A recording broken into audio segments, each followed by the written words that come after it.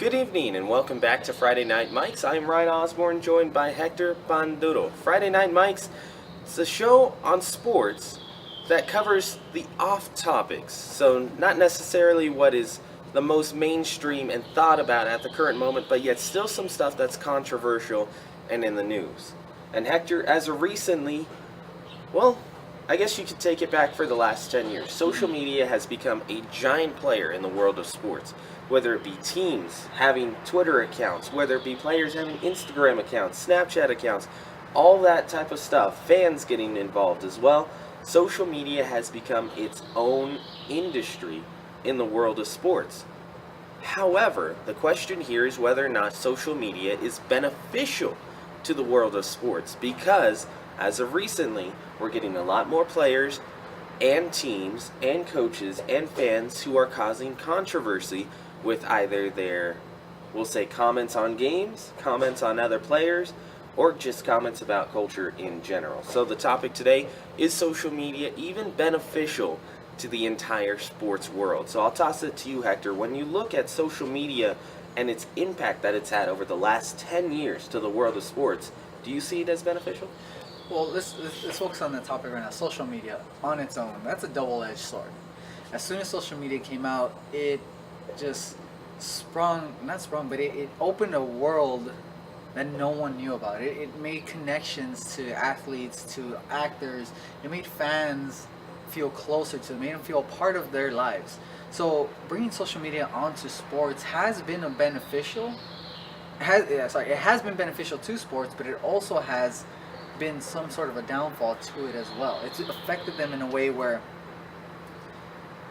we're noticing things about athletes that we've never known before, like things we would probably never known of if social media was involved. Like, for example, we start seeing athletes who make racial comments or certain gestures that they do. It's being caught on tape. It's being recorded by fans. It's being recorded by the media, and then it's blasted on social media, which then comes back and bites them in the butt. So, yes, I agree. So I'm telling you, social media is a good thing, but it also is the downfall for it. See, I'll go to the other side and say that social media doesn't really have any benefit to the world of sports. Because you look at social media, and one of the things that has come up recently, well, two things, I guess. In the last week, Baker Mayfield was getting into it with a reporter from Oklahoma City, talking about whether or not there should be competition for different things in our society. And he got into some trouble for some comments that he made.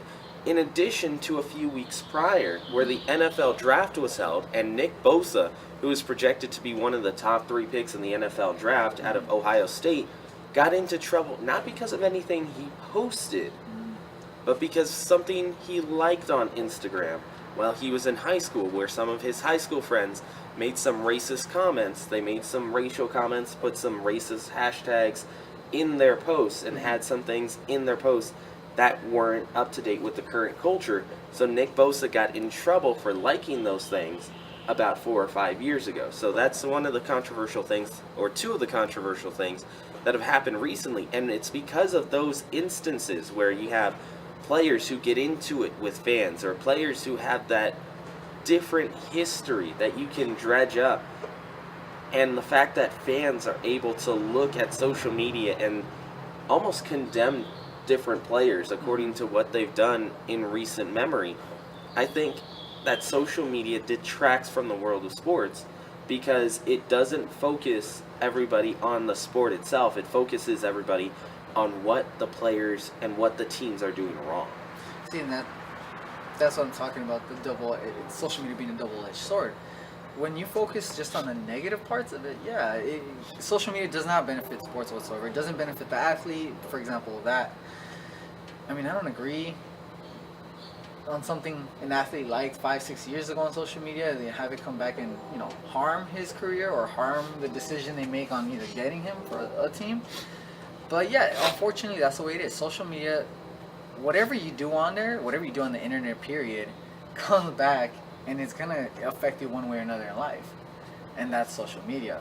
Sporting wise, yeah, it does affect it. It doesn't bring a certain amount of benefit, but it also does allow sports to, be watched by many, allow fans to it creates a bigger fan phase because of the fact of how close fans can get to their athletes, how well involved they can get in with their lives, how connected they feel with them, and that just builds a greater influence with the fans.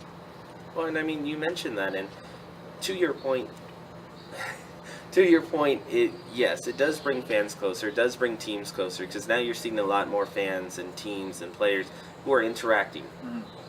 20 years ago, you may not have been able to approach a Kobe Bryant coming out of Staples Center or coming out of the Forum, but now you could. You can contact him on social media. You can have an interaction with him. Just recently, there were a couple of students who contacted Kobe over Twitter, and they had a post saying that their professor said that if Kobe acknowledged the tweet, they wouldn't have to take a final in their high school class. And so he acknowledged the tweet, they didn't have to take a final, and so that interaction is there with the players. But while that's all nice and dandy, is it really that beneficial to have social media as a part of sports? Because you look at it, and recently, I mean, it just feels like racial comments are ramping up. Whenever a team posts something like the Houston Rockets the other night, when they ended up losing to the Golden State Warriors, there were a bunch of racial comments that were made. Racistly driven comments, actually, not racial comments, but racistly driven comments by Houston Rocket fans who were angry at the team for losing to Golden State. And so when you have that type of thing happen, where a team just loses and gets bounced out of the postseason, that already stings enough. But to find out that your supporters, not all of your supporters, but some supporters on social media are doing these types of things, I don't think it really helps anybody.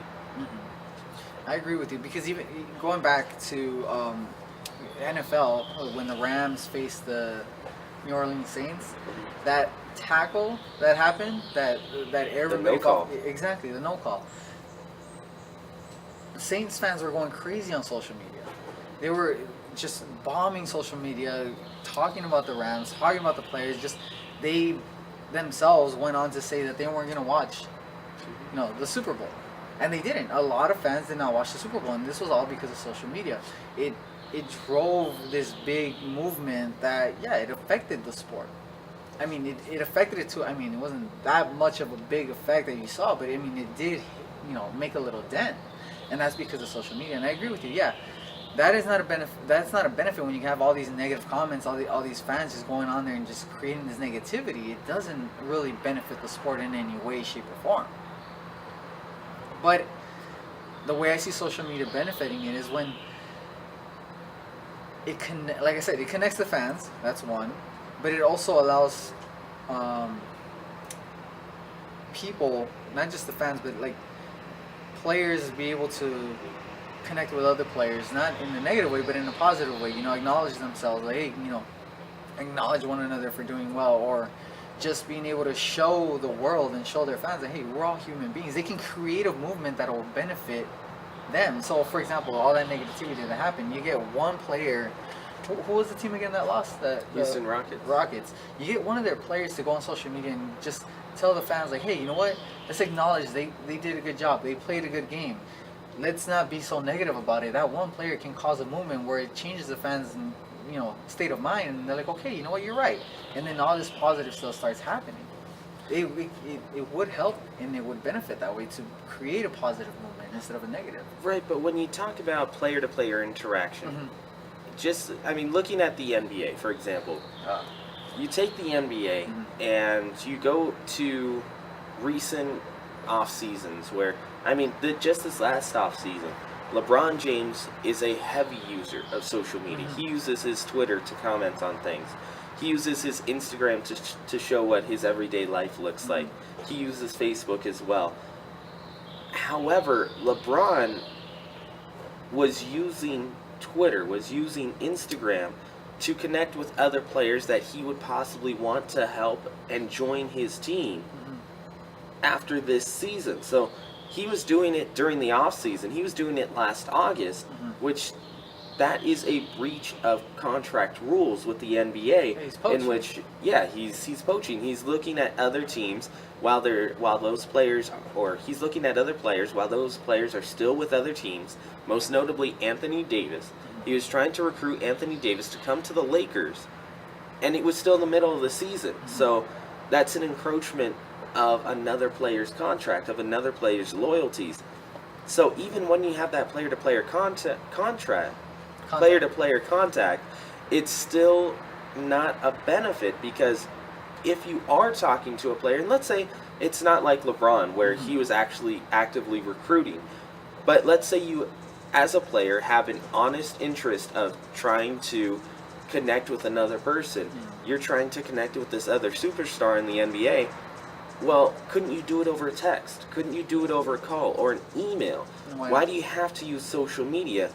It doesn't really add anything. In fact, it subtracts things when you can have a breach of contract and punish your team for what you do on social media. I guess looking at it now, I think social media mainly benefits a lot more the fans than it does the players.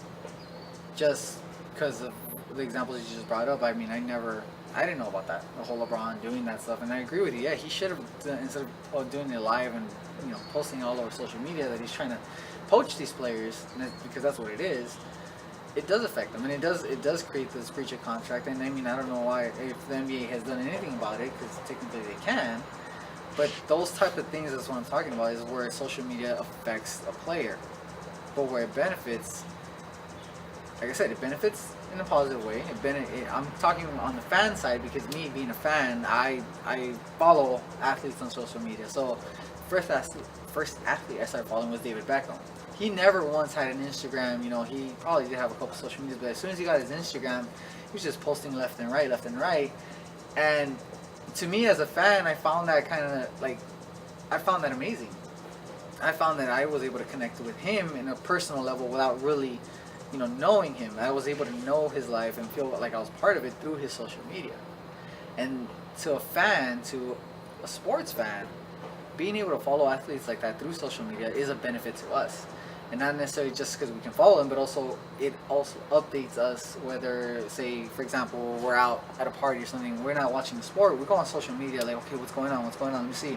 We watch replays of games. We watch replays of certain dunks. We watch replays of touchdowns and goals, and that to us as a fan is amazing. We've never had that before, whereas before we used to have to sit down, make sure we watched the game. If we missed it, we were lost. We had to go out to the newspaper, read it, or try to find something on the internet. But now it's on our phones, on social media. It's tweeted, it's Instagram, it's Facebook, it's all of that, and that to us as fans is beneficial. Unfortunately for athletes who make moves like that, it's not, because then you start seeing a different side of an athlete that you as a fan, you never knew. And also, it can also completely remove fans from athletes.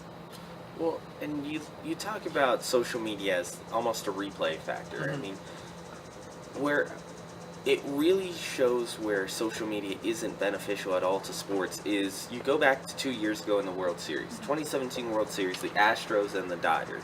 Oh.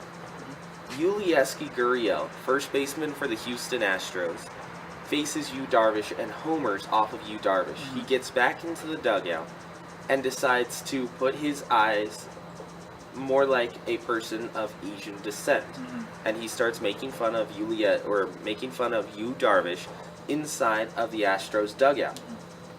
So Yulieski Gurriel got caught on camera doing that racist gesture. Fans catch it. They start sharing it on social media. So now Yulieski Gurriel, who was prior to that thought of as one of the better community guys in all of the MLB, who had just joined the MLB from Cuba, now all of a sudden fans are thinking of him not only in just a different light, but that's a really hard reputation to have to shake as a possible racist. So yes, the replay factor is nice when you have a couple of nice dunks, or you have maybe a goal that you want to rewatch, but when you have a chance to look at, as you said, the other side of an athlete that you've never seen before, nor did you really want to see, that's a problem. Because back in the day, you look at staying with the game of baseball and the Dodgers, when Jackie Robinson first got into the MLB, you didn't necessarily have that replay factor where Yeah. you say, oh, okay, the Dodgers are facing the Cardinals and Eno Slaughter. Eno Slaughter goes into second base and cleats Jackie Robinson. You don't have that replay factor. Mm-hmm. So it's more of a, well, I have to listen to other people who were there Mm-hmm. and saw that act. Mm-hmm. Now, Eno Slaughter to this day debates that he even purposefully cleated Jackie Robinson. Mm-hmm. He says he was just a hard baseball play, and he went in hard into second, and there was nothing behind it. Mm-hmm. But there were a lot of people, including the Robinson family, who felt that that was racially charged because Slaughter had made some comments in the media prior to that slide. I mean, look at the time they were in too. Right. But it's like, you look at that and you go, okay, you wouldn't have been able to know that that was maybe racially charged or that specific event happened in history if it wasn't to such a high profile player. Mm-hmm. A lot of that stuff happened back in that day, and you lot of didn't have that replay factor. Now you do have that replay factor. You do have social media, and it can only hurt the players and hurt their reputations when you have that replay factor and it shows, oh man, I really like this guy, but I mean, he's a racist. Or, oh, I really like this guy, but he doesn't like a specific team that I like. Or, oh, I really like this guy, but I don't like his attitude while he's on social media. That's a problem for me. And so it takes away from what the sport is, and it really just punishes the athletes, and also really takes something away from fans. It takes away a certain innocence from fans. That's true. It does take away certain innocence, but I think the fact that social media is able to catch all of this, and we get replays of players doing gestures like that, for example, I think social media allows players to double think before they act. Because back then, like you said, players would get away with a lot of this stuff. These are things fans didn't see, and if they did, they saw it during the game, but they never saw it again. And it would be local legend. It wouldn't necessarily be true fact. Exactly. So to them, it created that innocence. Like, yeah, all these players are good. We have this image of athletes that, oh my God, they're the best. They're awesome. They're these down-to-earth people. We have this, like I said, this innocence to them. But social media is breaking that, and it's making us realize that these athletes are normal people like us. The athletes are people who also have, their own state of mind. They're not necessarily portrayed and are the way that, they're portrayed by like media and whatnot. So yeah, I agree. Things like that get caught and blasted, and people start realizing like, whoa, this guy's a racist. Or like, wow, this guy, he offended this other player. Then yeah, it kind of brings us as fans like, crap, like, do I really want to follow this guy now? Like, do I really want to? But it also, I think that's a benefit because it helps athletes think twice before they act. It makes them realize that, yes, you're an athlete, you're a famous person, you make all this money, you play the sport, you're good at it. But it also makes you realize that you're not up here. You're a normal human being. You're not necessarily better than everybody. You can lose what you have over one simple gesture. You can be affected by something like that. And I think when that happens, it allows us, the fans, to realize, hey, they are people. They are like us. Unfortunately, we lose fans. Players lose fans because of certain events and certain things they say or post. But we start realizing that's human nature. These are human beings. So yeah, that part does affect that part of social media, where they blast it and things get caught on camera and things get spread like wildfire by fans because of a certain gesture or a certain thing that was said. But that also benefits the sporting industry, because then they start realizing, okay, look, you want to be a part of this team, you can be doing things like this. You can get away with stupid stuff like that, because then that doesn't look good on you. You have to carry an image of responsibility. You got to be respectful to others, and that, I think, that's going to push athletes to be more respectful, and instead of being very, very much like they used to be, where they get away with whatever they want, like that Jackie Robinson, the fact that he was cleated, more athletes are going to think twice before doing something like that because, hey, it's going to come out on camera. They're going to post it on social media. You're going to be basically asked these questions. Do you really want to be under that fire? Or do you want to be known as the athlete who was really good at the sport, who made that home run, who scored an amazing touchdown, and is known as a very good person, a very well known athlete, not someone who, yeah, you play a good sport, but you're racist. Why do I need to follow you? Well, I think you can also flip it around to the other side.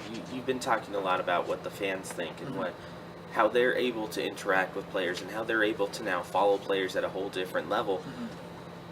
You know, social media gives everyone a voice. Plain and simple. It gives everyone a voice. Anyone with a Twitter account can voice their opinion on what they think of their sport. And I don't necessarily think that's a good thing, because you also look at what fans can do. Now, athletes are held to a higher standard because they are public figures. Yeah. So they are thought of to be, we'll say, more well in line with what culture deems is appropriate for a person in high society. However, fans aren't held to that same standard. So when a fan comments on a game,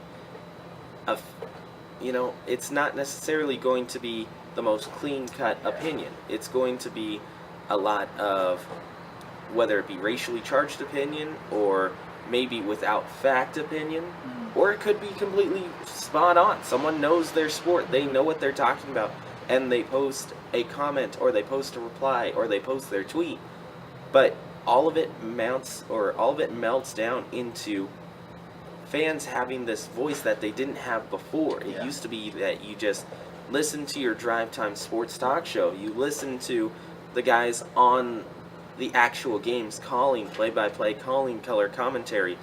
That's when you listen to your sports opinions. That's when you had a chance to hear what was going on and to develop your own opinions, and then you would talk to your family, you would talk to your friends, you would talk to people who went to the games. You'd talk to coworkers. But now with the advent of social media, now all of a sudden it's not that. It's every single person has a voice, and that's not necessarily a good thing, because you just look at, in recent memory, I already mentioned the Houston Rockets already getting some racial comments on their Instagram, or not Instagram, but their Twitter posts. You go back to 2012, where the Montreal Canadiens played the Boston Bruins in a series in the National Hockey League. Montreal eliminated Boston on a game-winning goal by PK Subban. PK Subban, for people who don't know, is a man of African-American descent. And he plays, or I guess not African-American, but African-Canadian, as he describes himself. But PK Subban plays for at the time played for the Montreal Canadiens and eliminated the Bruins on a game-winning goal in overtime.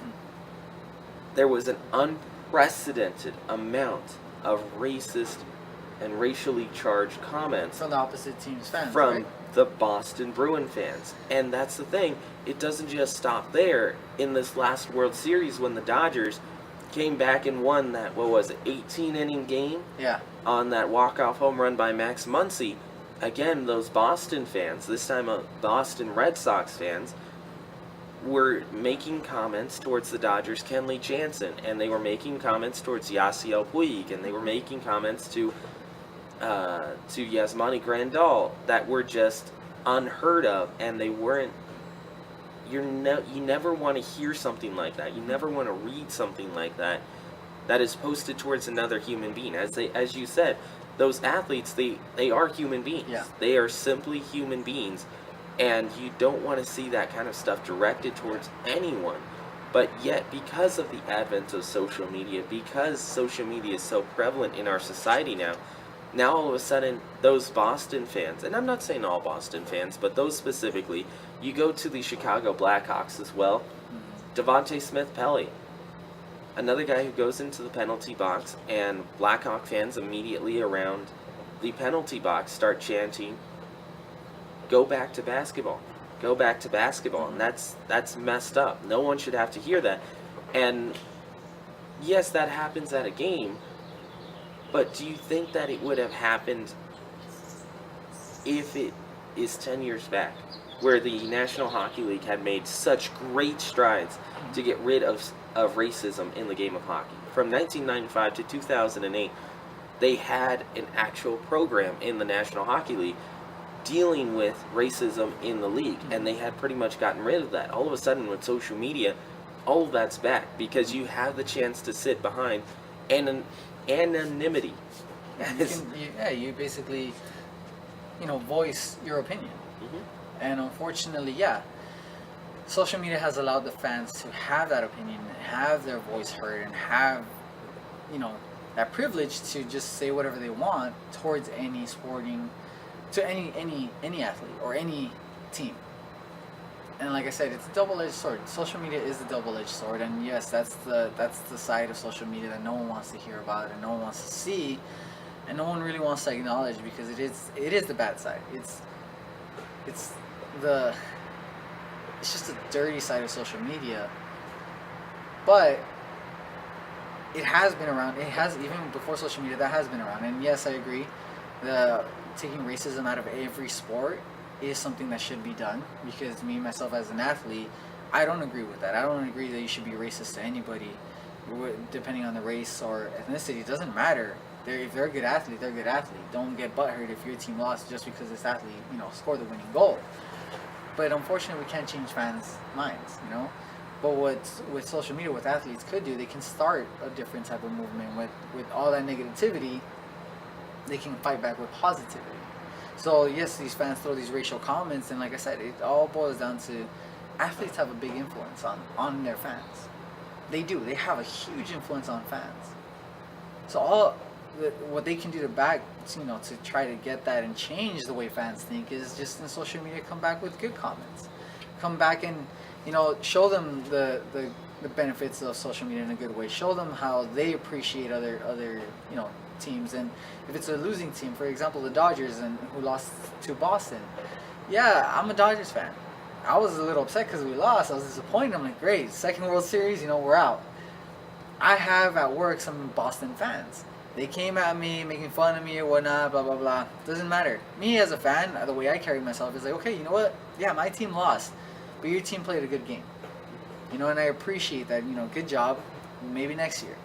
If athletes come on social media and they start portraying that positivity and they start showing their fans how to be accepting of a loss and not be so sensitive to losing, and trying to make a movement of appreciating the opposing team and acknowledging the win and saying, hey, that was a good shot, that would make a big difference in many fans. Obviously not all fans, because there's still those fans who are hard-headed and like, no, we're not going to do that. But it would make a big difference to many other fans. So you'll see a decrease in negative comments and an increase in positive. So that's one way social media can counter all that negativity. If athletes go and start showing positivity, then that'll make a big difference. Because I agree with you, there is a lot of fans, and me myself as a fan, I don't like seeing that negativity, and athletes, that does affect them. It does affect, seeing comments like that affects them as a person, because they are human beings. They're not gods. They're not these all beings who have no feelings. No, they do. They have feelings, and unfortunately fans affect them. They get death threats. Beckham, way long time ago, I forget what game it was, when he was still playing soccer, he was getting death threats to his home in England. When England eliminated Ireland from contention and going to the World Cup. That one, and also I think it was when they lost at the World Cup. All right. A lot of England fans were coming and were sending Beckham death threats, and this was before I think social media was barely starting. He had a fan come to his home, and I think it was a break-in, basically threatening to kill Beckham. And this was before social media. So we do get these athletes. We get these fans who go above and beyond, thinking that they have, I'm a fan. What the hell? You lost. You were the reason why my team lost. I don't like you. But when we have social media and we turn it to something positive, we can get these fans to change their state of mind. And that's where I see social media becoming something positive. When athletes take on it and they start trying to portray these positive influences to these fans, then there will be a big change in the way fans think. There will be more how can I say, what's that term? Oh man, I forget the term, but it'll come back to me. But anyways, it will come back to me. There will be more positiveness in sports than negativity. There will be, obviously, it comes naturally, but there will be a change. And before we move on, very quickly, we'd like to remind everyone that here on SportsNetUSA.net, everything is brought to you by Miller Toyota of Anaheim. You know, Mother's Day was just a few days ago, and if you want mom to have that chance to drive around safely and also to get around town on time, go to Miller Toyota of Anaheim. They're located at the corner of the 91 and Euclid, and they have a wide variety and selection of vehicles that you can find at Miller Toyota of Anaheim. Whether it be new or used, you can find it there. You can go to the corner of the 91 in Euclid or go online at MillerToyotaofAnaheim.com. Again, that is MillerToyotaofAnaheim.com. Miller Toyota of Anaheim supports high school sports, community college sports, but most of all, they support education. Again, that is Miller Toyota of Anaheim. Now, just moments ago, you know, Hector, something that you just touched on is, it's interesting because you're saying that social media in and of itself, yes, it has its detractions. It has some things that can force it to be a heavy weight to sports. However, you're saying that social media can affect different movements. It can affect different mindsets.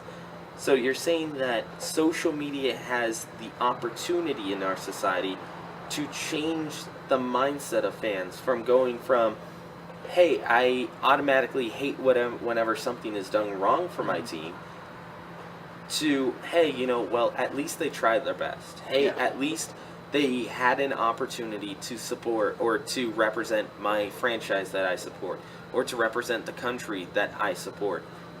So you're saying that it has a chance in social media to change how fans think in the upcoming years.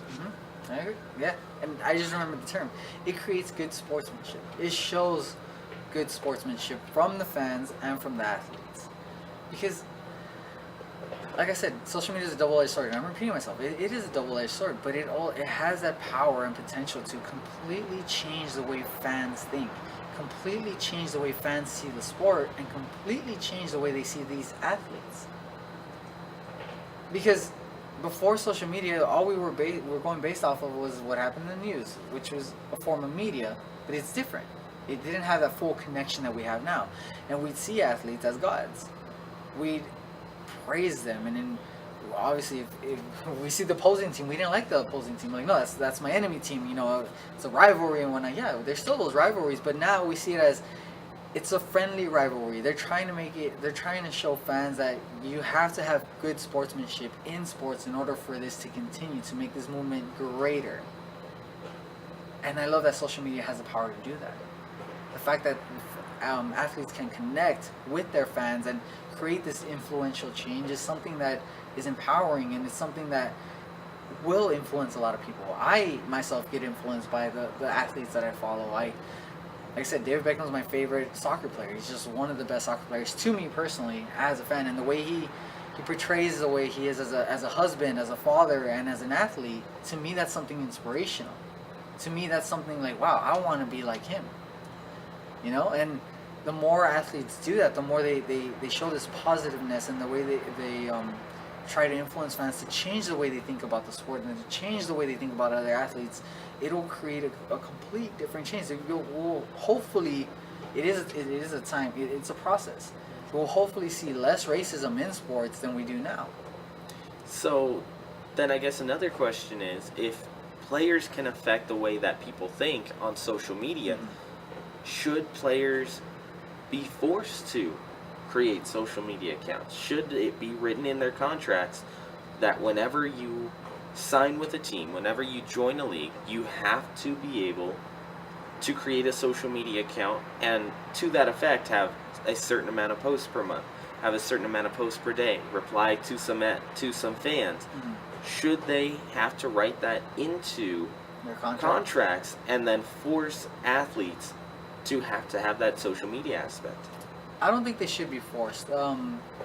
Majority of the athletes, this comes from them.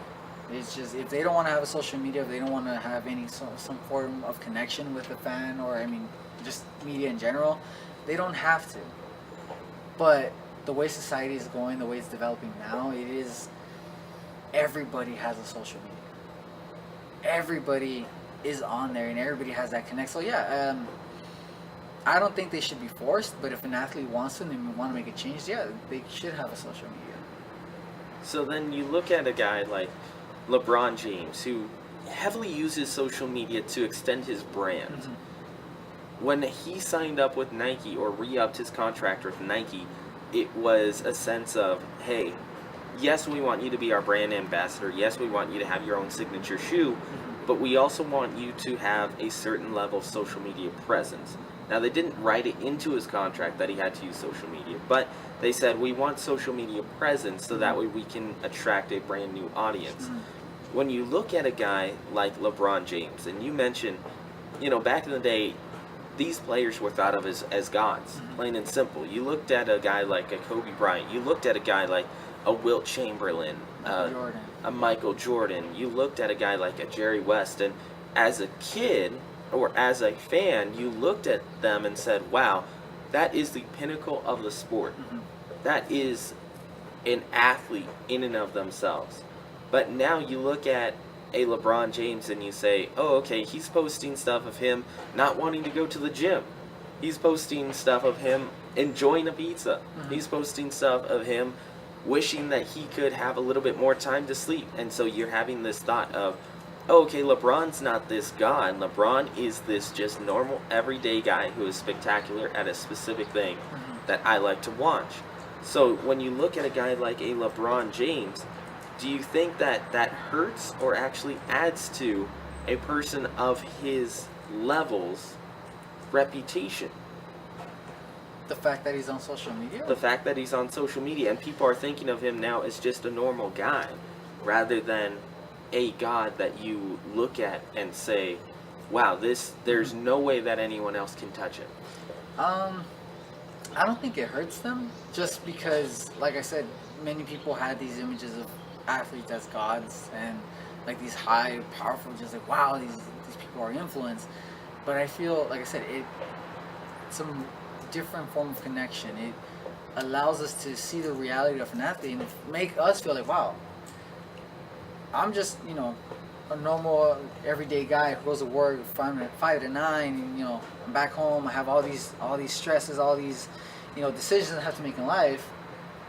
Then I see this athlete, a LeBron James, who posts like, oh man, I wish I can get some more sleep, or I don't feel like going to the gym today, or I'm gonna cheat today. I'm gonna have this big piece of pizza.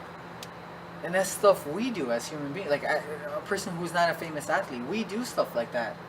And seeing that an athlete does the same thing, it brings this form of like connection to them, where it's like, wow, okay, like, yeah, he does the same. He goes through the same stresses that I do in life, just at a different level. But he still goes through the same things I do. He has to go, make the decision whether to wake up in the morning to either hit the gym or not, or he didn't get enough sleep because he was stressing about other stuff that I do. Like, okay, I have to stress. Like, I have to wake up early to go to work, and then I have to do a homework project, or like I have all these bills to pay. They have those same stresses, just we don't see them all the time because we see them portrayed as these stressless gods who just wake up every morning, go to practice, and go play the sport, and go home, and that's it. But we don't see the other stresses that they have to deal with as an athlete in their personal lives, and we don't see the stresses they have to deal with their family. And social media is allowing us to see them as normal human beings, and I don't think it brings them down. And that's what I'm talking about, though. You look at, like, for example, shoe sales. Yeah. For LeBron James, a lot of his money is not only made on the basketball floor, but you look at his endorsement sales with Nike. You look at his royalty sales that he gets from his LeBron shoes or his LeBron clothing line as well. If you're looking at it from a marketing aspect, is it harder to look at a guy and say, hey, this is just an everyday guy. LeBron James is just an everyday guy. Go out and buy his shoe. Versus, hey, LeBron James is the... Now, I'm not saying this from personal opinion, but just a marketing standpoint. Hey, LeBron James is the greatest basketball player of all time. Go out and buy his shoe. Go out and buy his clothes because this is what LeBron James, the legend, wears. As opposed to a marketing campaign that says, this is what LeBron James, the man, wears. This is what he walks down the street with. Do you think that it hurts that type of brand? It hurts that opportunity to make money?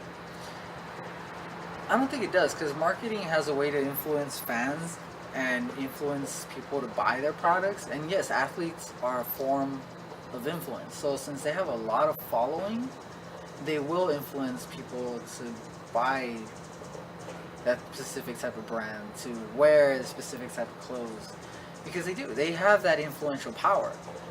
But there are many fans who, see this and they're like, okay, you know what? Maybe I'll buy this shoe. Maybe one day I'll get the LeBron James brand shoe. Maybe I'll go, buy Nike. We do get influenced by athletes to buy specific brands. Does it affect some sales? Maybe. It's like a small speck, but it doesn't affect them in a wide range just because we see a LeBron James as a normal human being. It's his job. He has endorsements. This is part of his career. He worked hard to be there. He worked hard to get these endorsements, to be a part of Nike and any other brands that he promotes. So as a fan, we ourselves help them by buying their products. We themselves help them by supporting Nike and buying their shoes or buying a certain type of clothing brand. That all of his fans do that? Necessarily no, not all of them. But the vast majority do. And even though they see him as a normal human being, it doesn't change the way they think. It actually, I think, it probably influenced them even more. Like, wow, okay, he's like me. I'm going to go buy those Nike shoes. Why not? I want to feel like LeBron James. I'm going to buy those shoes.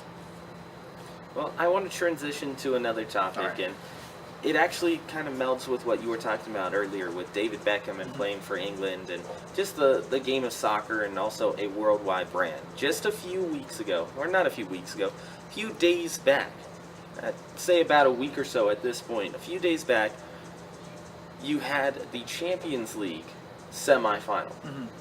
Liverpool taking on Barcelona, joined by Ajax taking on Tottenham Hotspur. Two of the most historic comebacks in the history of soccer taking place in just two matches of the same competition. When you look at how the entire world was captivated by the Champions League, which can't be captured by anyone else than those clubs who play in Europe. When you look at how the world was captured by the Champions League, do you think that soccer would be benefited from that same type of competition in maybe, say, South America, or maybe here in North America, or maybe in Asia?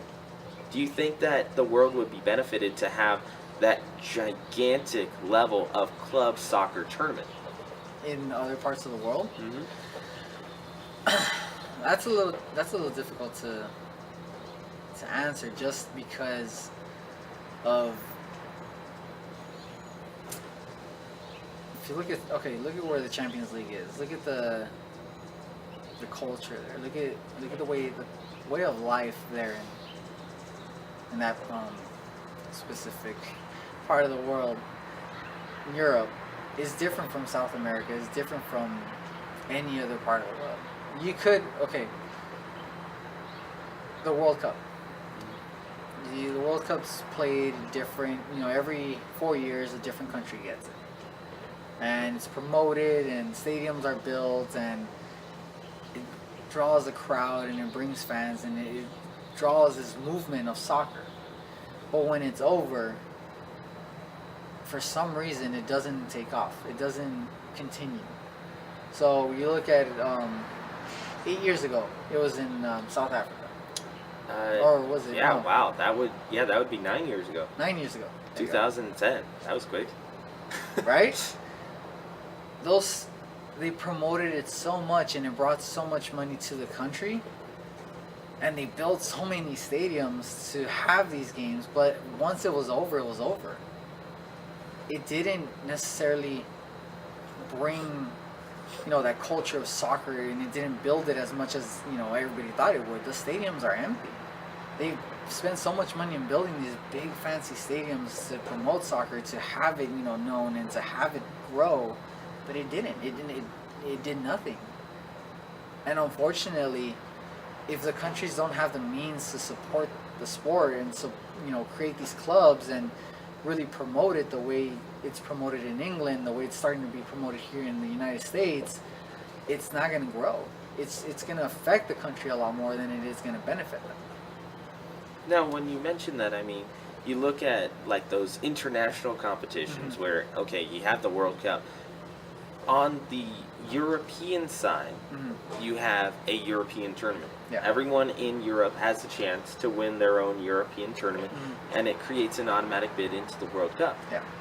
Now, you look at the North American side, the Central American side, and then also the South American side. They have that opportunity. South America has their own tournament, the CONMEBOL. Yeah. North America has the CONCACAF. And so they have that opportunity to be able to display their countries at an international level, where even when the CONCACAF finals are played here in the United States, soccer is not generally thought of as a giant sport here in the United States, but nonetheless, they are able to pack out a Rose Bowl. They were able to pack out a Coliseum. They're able to pack out the Michigan Big House, which supports over 115,000 people in one place at the same time. So when you had that many people here in the United States who are willing to go and watch their international soccer team, and I mean, to be fair, that those tournaments don't necessarily mean as much. Yes, there is one automatic bid into the World Cup final. Yeah. But it doesn't necessarily have anything else to give your country. If you have a good showing at the tournament, it doesn't increase your standing. So even though, let's say, the United States gets to the semifinal, gets bounced out, it does nothing for the team, but yet there's 115,000 people out there who are there to support. So when you look at North America and South America, I would argue that maybe they do have the same culture. They're willing to go out and watch it. It's just a matter of whether or not they can get the same competition level. Well, that's the thing. I mean, where would you want to get this competition level from? I mean, if they're trying to do that, then they should try to, make bigger tournaments or try to get, more European teams to come and play over in South and North America. Because if you look, if you try, because the more you interact all these teams with each other, the bigger the soccer world will get. Because if you get Europe, okay, you get all the European leagues, right? You get all these European teams. But when they have their tournaments, it's them. It's their teams, their tournaments. The only time you get all these players to play with each other is if, say a player from the Mexican team gets, picked to play for Barcelona. They draft him. He's one of their players, and you have a Mexican player over there, or you get a U.S. player to go play for Real Madrid. If you get all those things, that's when they'll interact. But also, they start interacting even more when it comes to the World Cup.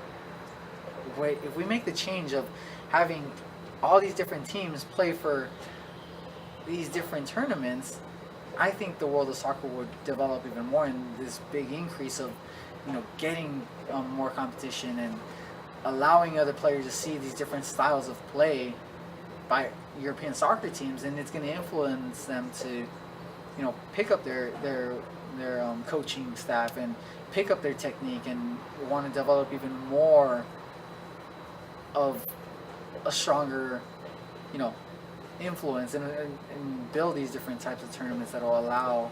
But that's the thing. I think you're thinking of having those Champions League teams come over to North America and South America to come and play.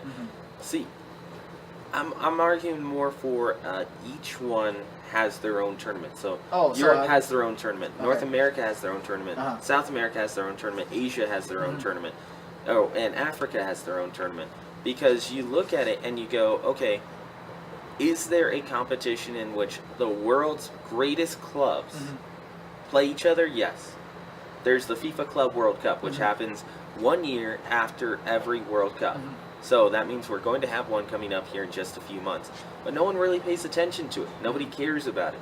Because Well, I'm honestly not sure. You've got teams like Barcelona that are taking on Real Madrid, and you've got teams that are taking on like an Ajax and taking on a Tottenham Hotspur and taking on Flamengues down in Brazil, Mhm. but yet nobody necessarily cares about it that much. And maybe part of the reason is that Barcelona and Real Madrid have cleaned up shop Mhm.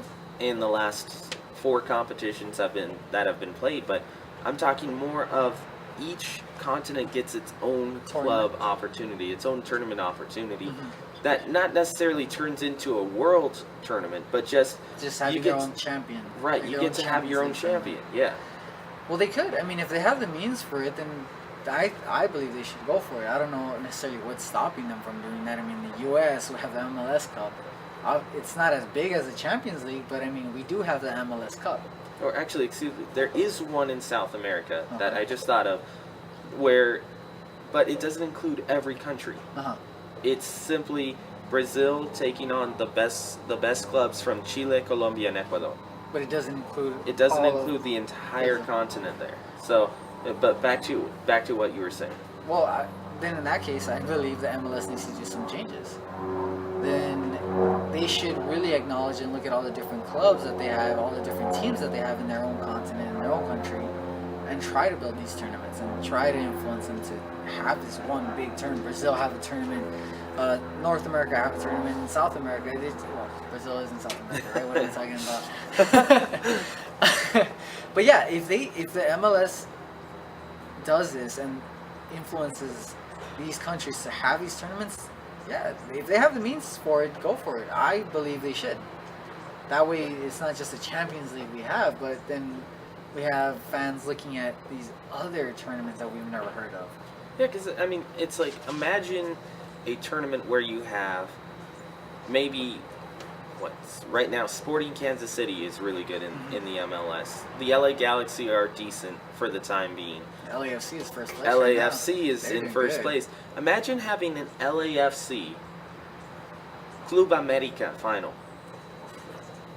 Just the amount of fans that you would see. I mean, just to start with, or even a Chivas final. Mhm. You're going to have over 100,000 people who would be willing to pack a stadium for one of those teams. Whether it be LAFC or Chivas or Club America, you're going to have at least 100,000 people who are going to be willing to see one team, let alone the other 100,000 to 80,000 people who are going to want to watch from the other side. So now you have to pick a giant place to hold that final at.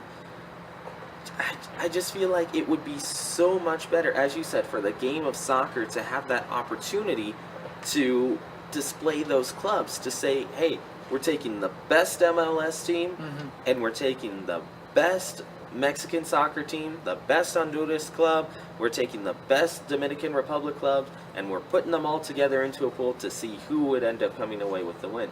And then you also have a chance as a fan to measure up where your club stands according to the rest of the world. Yeah, and it also brings a lot of light to a lot of soccer players. You start recognizing other soccer players you never knew about.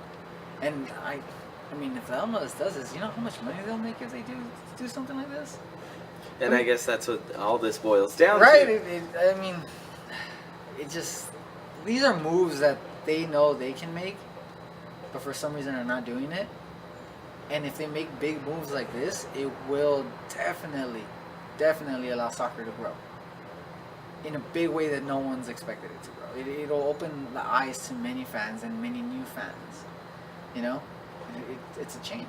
It'll be a nice change. In theory, it's like, okay, the MLS isn't thought of around the entire world as No. that great soccer league of old. They You thought it was look like at a baby. They're like, it's you're cute. You play MLS. it's the retirement league. Yeah. It's the minor leagues essentially. That's why Zidane's here, right? Yeah, exactly. So, well, Zidane's now back at Real. Oh. That's a problem with it in and of itself. But you look at like the MLS, and let's say they were to take on the Mexican La Liga, Yeah. or excuse me, the Liga MX. Let's say the MLS had the opportunity way down the road to take on a team from Brazil like Flamengues, or a team from Colombia like Millonarios. That's huge in if the MLS is able to beat those clubs, if they're able to beat a Chivas, a Flamingues, a Millonarios, then it shows the rest of the world, okay, maybe this MLS thing isn't an experiment anymore. Maybe it's actual soccer being played. Maybe it's actual football being played. And then that just leads to more and more down the road to where you go, okay, the MLS no longer is that experimental league. Now we have a chance to put them up against an FC Barcelona. Well, maybe not start off with FC Barcelona, but you start them off with a Borussia Dortmund. Yeah. You start them off with an Ajax. You start them off with a Tottenham Hotspur, and you get the MLS. You get North America. You get South America a chance to display their type of football and their skills internationally. Yeah, yeah. And if that, like I said, if that happens, then it'll completely. It's like working out. When you work out, you do the same workout over and over again. Your muscles get like bored of it. They're like, okay, what am I doing? You change it up, change the routine. It'll shock them, and it'll make them grow. It'll make, oh crap, this is new. So you do that to the MLS and soccer on its own. You shock the fans. You make a shocking change. It'll definitely allow this growth, this complete 360 with the fans and the players to be like, okay, whoa, we're opening our eyes to this new environment, these new tournaments. Like, let's do it. MLS, come on, you're hearing us, right? You're hearing us. It will help. It will benefit, and it will allow these tournaments to grow and these players to learn new skills and develop as players. And then you also get this chance to maybe limit the poaching in the game of soccer. Because right now you look at a guy like Christian Pulisic, who is so good for the American national soccer team a couple years back. But you look at Christian Pulisic, he got his start with the Columbus Crew, and he was a really good player with the Columbus Crew.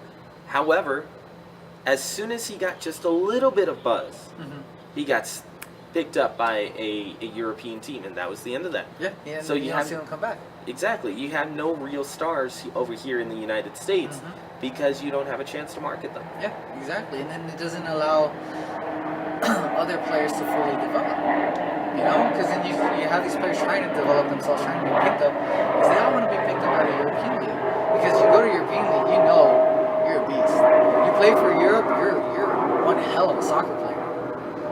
But like you said, if they start, making these changes, then everybody will notice these soccer players. Like you said, it'll avoid the poaching. You'll have your soccer players like, damn, you see that U.S. soccer player? Wow, that guy's a beast. Or like in South America, like, damn, did you see that Brazilian player? God.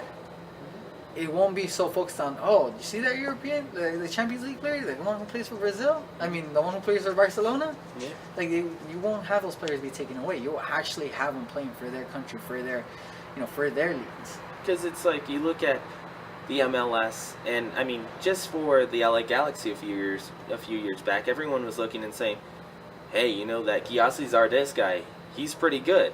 He's scored over 20 goals this season.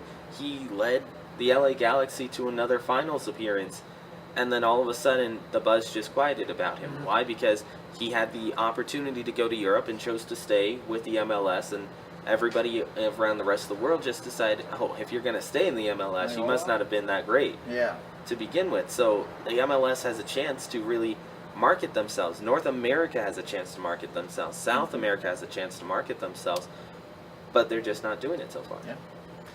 And like we said, if they do it and they start changing that, then we'll definitely start seeing more and more players be recognized for the great athletes they are, and not necessarily because they don't go to the European League doesn't mean that they're not.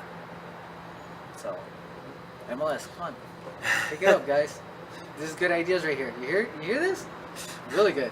Well, as we wrap it up, speaking of good ideas, let's talk about our sponsor, Miller Toyota of Anaheim. They support everything here on SportsNetUSA.net. We had some community college softball this last week and the week prior, right here on SportsNetUSA.net. All of that brought to you by Miller Toyota of Anaheim. If you're looking for a parts and service department, well, they have one, and it's open 7 days a week for your convenience. That's right, 7 days a week for your convenience. That's weekends too, people. You can go to the 91 in Euclid or visit them online at MillerToyotaofAnaheim.com. Again, that is MillerToyotaofAnaheim.com. Miller Toyota of Anaheim supports everything here on SportsNetUSA.net. They support high school sports, community college sports, but most of all, they support education. Again, that is Miller Toyota of Anaheim. Well, that's going to wrap it up for this week. Thank you very much, Hector. Thank you, Ryan. For Hector Panduro, I am Ryan Osborne. You have been watching Friday Night Mics on SportsNetUSA.net.